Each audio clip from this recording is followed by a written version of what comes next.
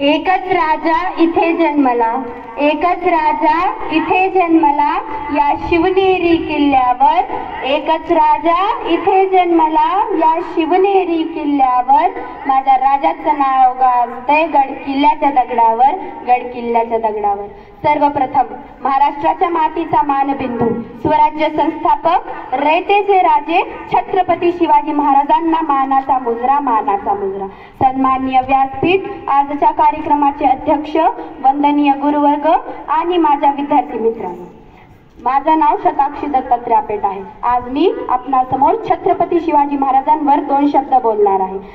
सह्याद्रीच्या कड्या कपाऱ्यांनाही पाझर फुटेल, हो सह्याद्रीच्या कड्या कपाऱ्यांनाही पाझर फुटेल, डोंगर माथ्यांनाही घाम फुटेल, डोंगर माथ्यांनाही घाम फुटेल, झाडे झुडपेही शहारतील आणि विशाल नभालाही ज्यापुढे झुकावे लागेल, असा रयतेचा राजा, मावळ्यांचा राजा, शेतकऱ्यांचा, बहुजनांचा राजा, ज्याला कितीही विशेषणे लावली तरी ते कमीच पडतील, असा आदर्श राजा म्हणजे जाणता राजा शिवछत्रपती.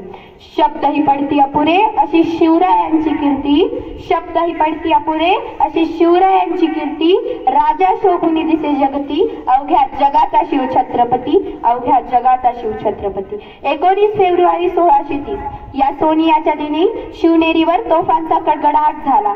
सनई चौघडे वाजले, साऱ्या आसमंतात आनंदाची उधळण झाली. आणि या थोर दिनी मासाहेब जिजाऊंच्या पोटी बाळ शिवबाचा जन्म झाला, बाळ शिवबाचा जन्म झाला.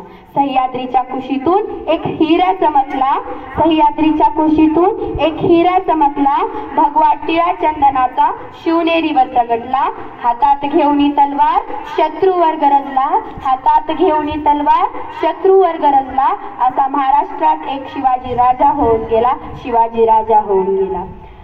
मासाहेब जिजाऊ आणि शहाजीराजे भोसले यांनी अखंड साधना, शिक्षण, मार्गदर्शन, संस्कार आणि प्रेरणेतून शिवरायांसारखा थोर युग पुरुष रयतेचा राजा घडवला. आणि पुढे शिवरायांनी स्वराज्याच्या रूपाने दख्खनमध्ये आदर्श राजाचा पाया घातला. मध्ययुगीन काळात तत्कालीन जनता आदिलशाही, मुघलशाही, निजामशाही या सत्ताच्या अन्याय आणि अत्याचारात भरडली जात होती.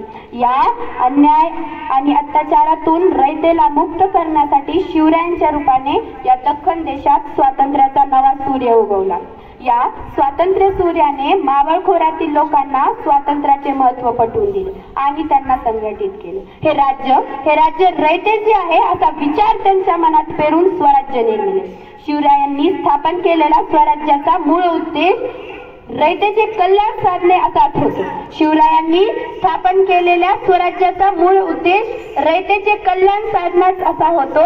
शिवराज मुद्रा, शिवराज मुद्रा याचे बोलके उदाहरण आहे. प्रतिपच्चंद्रलेखे व वर्धिष्णु विश्ववंदिता, शाहस नो हो शिवस्येषा मुद्रा भद्राय राजते. प्रतिपदेच्या चंद्रकलेप्रमाणे वाढत जाणारी आणि विश्वाला वंदनीय असणारी शहाजीराजांचे पुत्र शिवाजी महाराजांची ही राजमुद्रा लोककल्याणार्थ विराजमान आहे असा या मुद्रेचा अर्थ होतो. म्हणजे ज्या राजाची राजमुद्राच लोककल्याणार्थ विराजमान आहे, ज्या राजाची राजमुद्राच लोककल्याणार्थ विराजमान आहे, त्या राजाची ध्येय आणि धोरणे ही सर्वसामान्य रयतेच्या हिताचीच असणार, यात काही शंका नाही. म्हणून तर म्हणतात की रयतेचे राज्य हे शिवछत्रपतींचे आहे, शिवछत्रपतींचे आहे, शिवछत्रपतींचे आहे.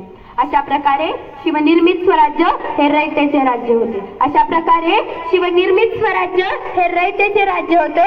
या स्वराज्यात महिला, श्रमकरी, कष्टकरी, गोरगरीब, सर्वसामान्य रयत यांच्या हिताची विशेष काळजी घेतली जात होती. 1946 मध्ये महिलेशी बदंबल केला म्हणून राजेगावच्या गुजर पाटलांचे हात आणि पाय कलम करण्याची शिक्षा महाराजांनी दिली.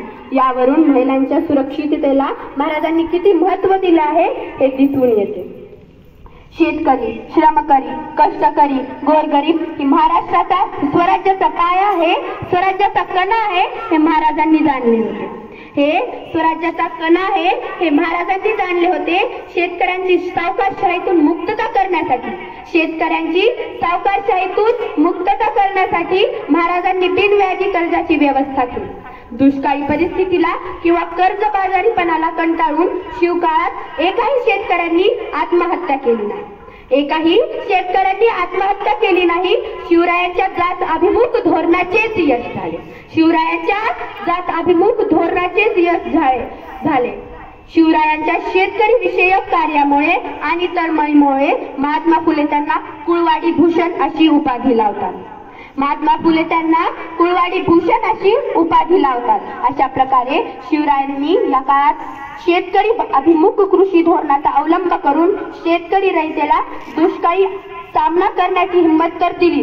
दुष्काळी सामना करण्याची हिंमत तर दिली, पण त्याचबरोबर आपल्या धोरणाद्वारे मुघलांचे जुलमी राज्य आणि कल्याणकारी स्वराज्य यात फरकही दाखवून दिला. 1664 मध्ये शिवरायांनी मोगलांचे संपन्न आणि श्रीमंत शहर सुरतवर स्वारी केली. त्या सुरतचा सुभेदार इनायत खान घाबरून आपल्या किल्ल्यामध्ये जाऊन लपला.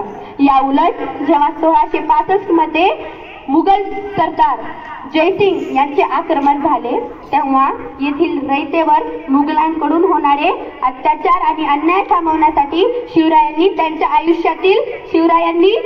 आयुष्यातील पहिली आणि शेवटची माघार घेतली. यावरून हे दिसून येते की शिवरायांनी आपल्या रयतेसाठी माघार घेतली. शिवरायांनी आपल्या रयतेसाठी पुरंदरचा तह केला आणि मुघलांचा सुभेदार, सुरतचा सुभेदार ज्याने आपल्या रयतेला वाऱ्यावर सोडून पळून गेला, किल्ल्यात जाऊन लपला. स्वराज्य असे एकमेव राज्य होते ज्या राज्यातील जनता जगण्यापेक्षा स्वराज्यासाठी आणि महाराजांसाठी मरायला तयार होती. स्वराज्य असे एकमेव राज्य होते ज्या राज्यातील जनता जगण्यापेक्षा महाराजांसाठी आणि रयतेसाठी स्वराज्यासाठी मरायला तयार होती.